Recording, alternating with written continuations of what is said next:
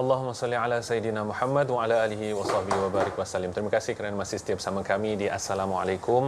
Kata Nabi sallallahu alaihi wasallam, kafilul yatim lahu aw li ghairihi ana wa huwa kahataini fil jannah. Nabi sallallahu alaihi wasallam bersabda berkenaan dengan anak-anak yatim, siapa yang bertanggungjawab menjaga anak-anak yatim daripada keluarga mereka, milik mereka ataupun tidak, maka Nabi sallallahu alaihi wasallam bersabda baginda dan juga orang tersebut adalah seperti dua jari ini di syurga sana, masya-Allah. Itu yang kita mahukan, dan kita bersama dengan pihak Aman Palestin hari ini untuk tajuk kita erat hubungan dengan menyantuni anak yatim. Alhamdulillah. Dan bersama kita pengurus Jabatan Jom Taja Aman Palestin sendiri, iaitu Ustazah Zulaikha Ali. Assalamualaikum Ustazah.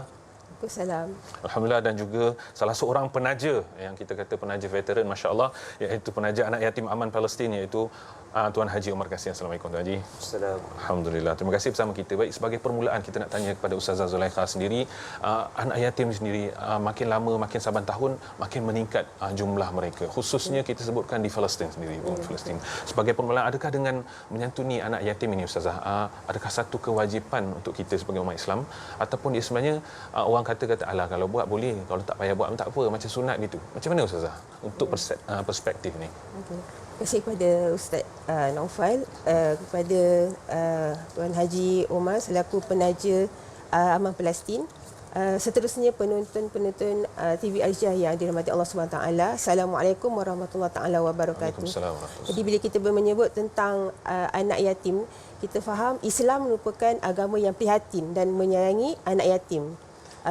Di mana kalimah yatim itu sendiri di dalam Al-Quran disebut sebanyak 23 kali. 23. Dan Allah juga berfirman dalam surah Al-Baqarah ayat 220, katakanlah wahai Muhammad, apabila kamu ditanya mengenai anak yatim, katakanlah berbuat baik kepada anak yatim itu adalah satu kebaikan. Jadi kita nampak dekat sini satu isyarat yang jelas. Sesungguhnya menyayangi dan juga memelihara anak yatim adalah satu benda yang wajib ataupun kewajipan pada setiap semua umat Islam yang telah difardukan kepada kita. Dan sebagaimana kita tahu, baginda Rasulullah SAW juga membesar sebagai seorang anak yatim di mana tiada ayah. Dan sebagaimana permulaan yang telah dimaklumkan oleh, dibacakan hadis oleh Ustaz Naufal sendiri tadi, Rasulullah begitu rapat dengan orang yang menjaga anak yatim. Seolahnya seperti dua jari kan. Maksudnya memang sangat-sangat rapat berada di syurga. Jadi sebagaimana kita lihat banyak sebenarnya hadis-hadis juga yang menceritakan tentang suruhan supaya berbuat baik pada anak yatim, dan juga larangan untuk kita berlaku kasar kepada mereka kan, hatta dikatakan haram sekiranya siapa yang menjaga anak yatim untuk makan harta anak yatim itu sendiri kan. Dan sebenarnya terlalu ramai anak yatim di Palestin, dalam lebih kurang dalam 22,600 macam tu anak yatim ada di Palestin. Dan kita tahu dengan kesukaran mereka tu, mereka ni dah termasuk dalam golongan yang asnaf. Dan mereka ni, kebanyakan mereka ni adalah anak yang ditinggal oleh para syuhada. So jadi memang besarlah manfaatnya bila mana kita dapat membantu mereka di Palestin. Masya-Allah, tu satu kewajipan untuk kita semua para penonton. Jangan kita anggap benda tu alah biarlah ada orang lain yang akan tolong. Jangan sekali-sekali kita sikap begitu.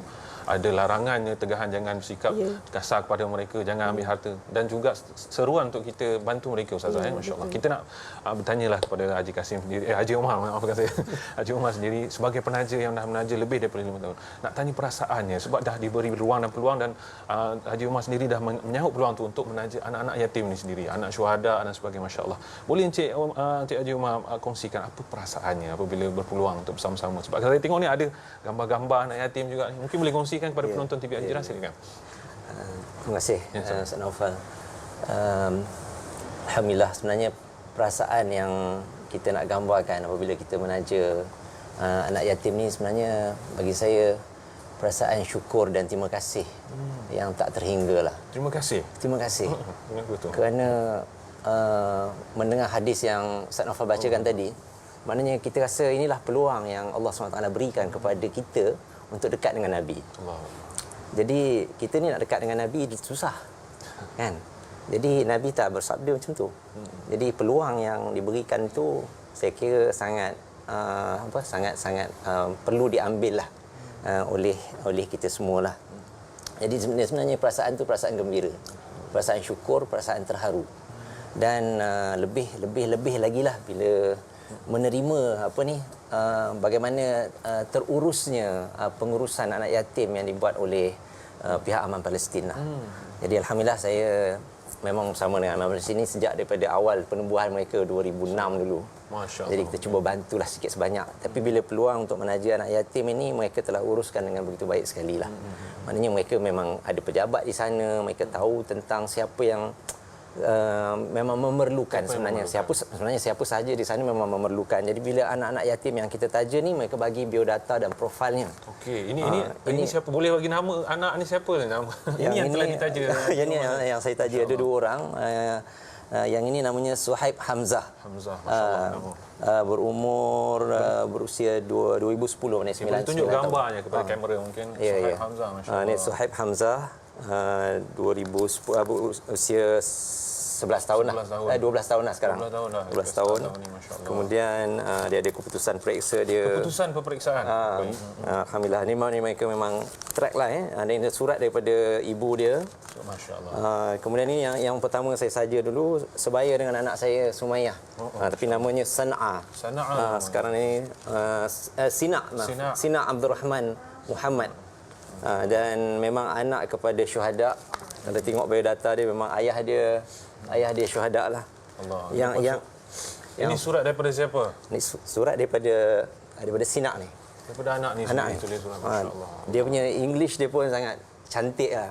Dia cakap kat saya yang kalau saya boleh baca yang kerana memang saya kata dia kata you are the reason of my happiness and success. Allah.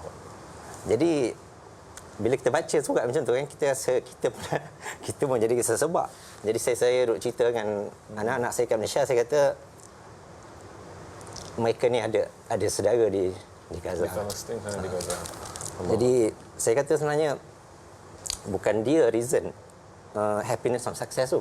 Sebenarnya you are bukan saya, dia kata you are the reason of my happiness and success. Saya kata bukan saya, sebenarnya dia adalah punca penyebab kepada saya punya kebahagiaan dan kejayaan tu. Dunia akhirat. Dan doa-doa dia memang sangat-sangat menyayat hati lah. Dan ini adalah abdi yang dapat daripada memang. Masya-Allah. Allahu Akbar. Baik, kita nak kembali kepada Ustaz, masya-Allah.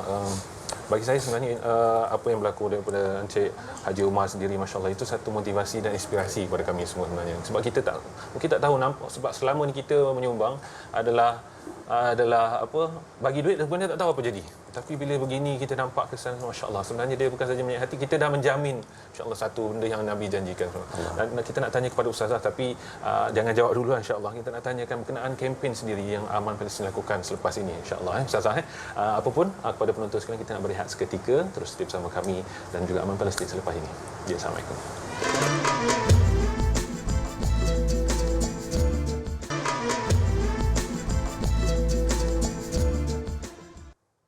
Allahumma salli ala sayyidina Muhammad wa ala alihi wa sahbihi wa barik wasallim. Terima kasih kerana setia bersama kami di Assalamualaikum. Masih lagi bersama dengan pihak Aman Palestin untuk topik kita erat hubungan dengan menyantuni anak yatim. Alhamdulillah. Tadi Haji Umar sendiri dah menceritakan kepada kita macam mana beliau melibatkan diri bersama dengan kempen daripada Aman Palestin. Nak tanya kepada Ustazah Zulaikha sendiri, Ustazah, berkenaan dengan kempen Jom Taja ni sendiri, apa yang telah Aman Palestin lakukan dan apakah kempen tersebut dan bagaimana kempen ini dilaksanakan, prosesnya bagaimana pemilihan anak yatim, agihan dan bantuan ini, dan macam mana kita nak tengok penerusan kempen ini untuk dia sentiasa berterusan dan sentiasa signifikan 8 tahun. Macam mana Ustazah?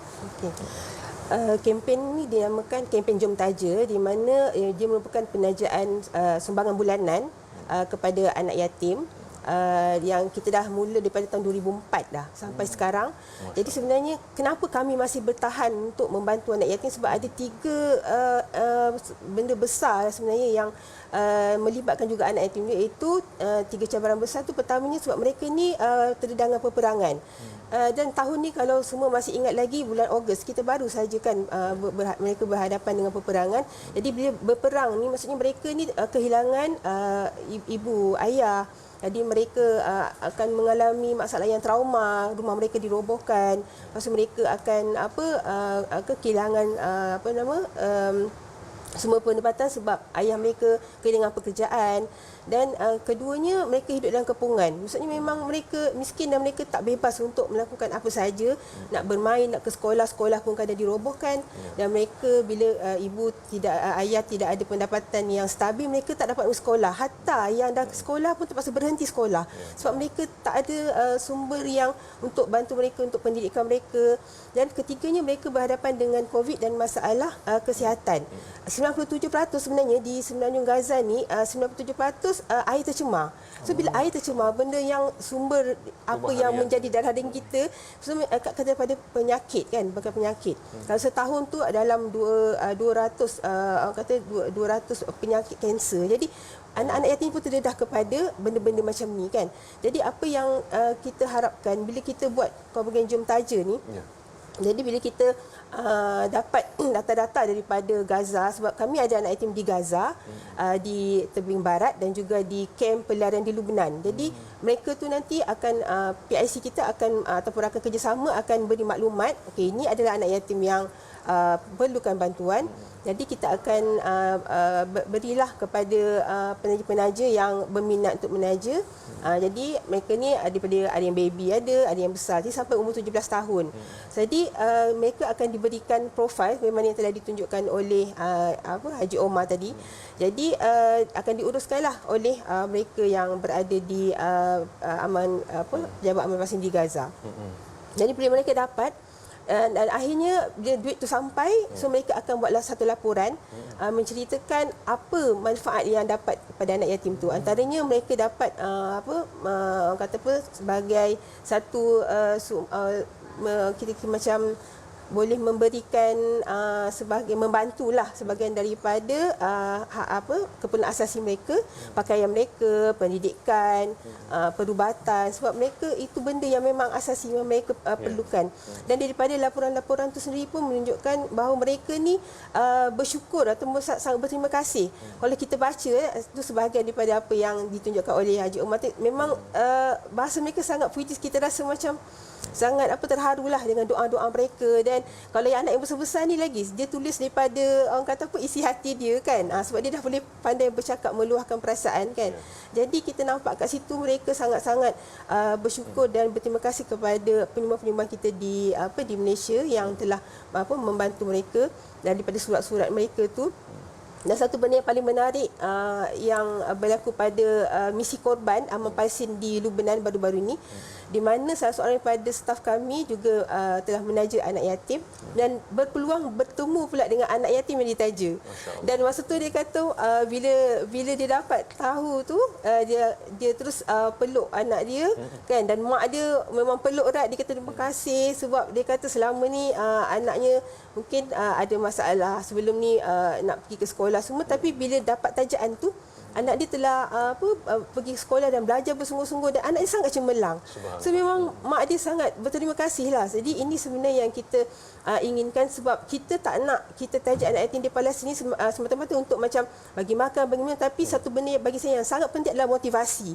Sebab bila mereka ni trauma sebagaimana yang pernah berlaku di Syria, satu misi pergi ke Syria, bila mereka ni berjumpa dengan anak-anak ni, mereka rasa macam tak ada mana dia pergi sekolah, sebab mereka kata mereka ada cita-cita, tapi bila tengok runtuhan-runtuhan ni, apa yang mereka dapat. So jadi tak ada masa depan. Tapi kita tak nak anak-anak yatim di Palestin seperti itu, sebab mereka ni lah yang yang akan meneruskan delegasi untuk mempertahankan Masjid Al-Aqsa. Jadi kita perlu bagi mereka semangat, motivasi untuk mereka rasakan ilmu penting, mereka perlu belajar, mereka perlu bangkit untuk mereka sama-sama berjuang mempertahankan Al-Aqsa. Jadi itu benda yang kita rasa kita kena sentiasa maintain lekat dalam hati kita, kebersamaan kita dengan mereka. Jadi kalau tidak kerana bantuan daripada kita, perasaan untuk mereka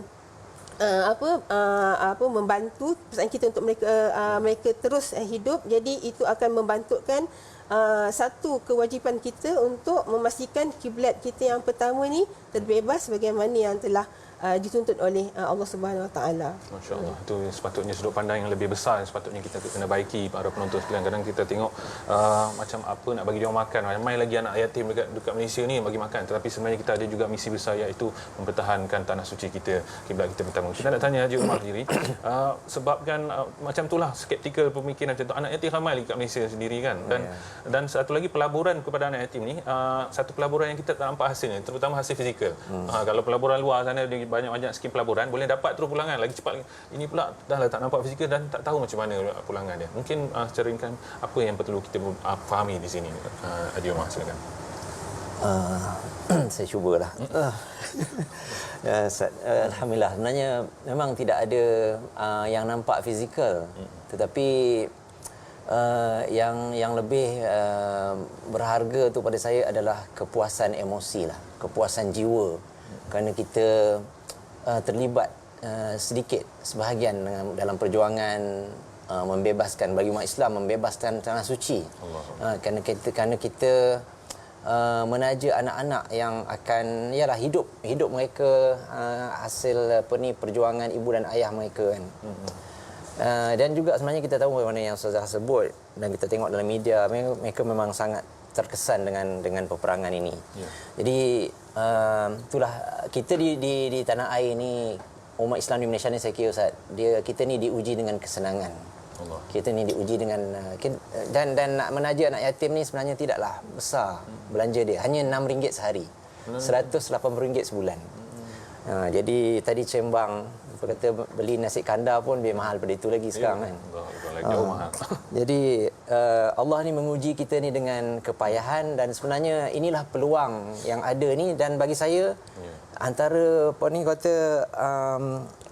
apakah motivasi terbesar juga adalah sokongan dan dukungan daripada Aman Palestin sendiri kerana profesionalisme mereka, dan juga daripada TV Hijrah dan semua media massa. Kita sepatutnya memberikan ruang-ruang macam ni lah. Dan saya harap setiap keluarga, setiap orang, kalau tak boleh seorang pun, satu keluarga, satu taman, satu jiran, tajalah walaupun seorang, dan jumlahnya tidak besar. Baik, mungkin yang terakhir secara ringkas Ustazah, kita macam mana nak taja kempen ini Ustazah kepada penonton? Okey, insya-Allah kita boleh layari laman sesawang Aman Palestin, www.amanpalestin.net, sebab di sana kita boleh dapatkan maklumat tentang pejabat Aman Palestin yang berdekatan. Sebab kita satu Malaysia ni insya-Allah memang ada cawangan Aman Malaysia, cawangan Aman Palestin, ataupun boleh menghubungi saya di Jabatan Kafalah 018-393-5600, dan juga apa-apa pun kita menyuruhlah kepada semua penyumbang untuk sama-sama menyumbang dengan Aman Palestin. Kalau tidak mampu untuk kita berseorangan sebanyak RM180, kita boleh berkongsi, boleh mengajak ibu bapa, rakan seberjuangan semua.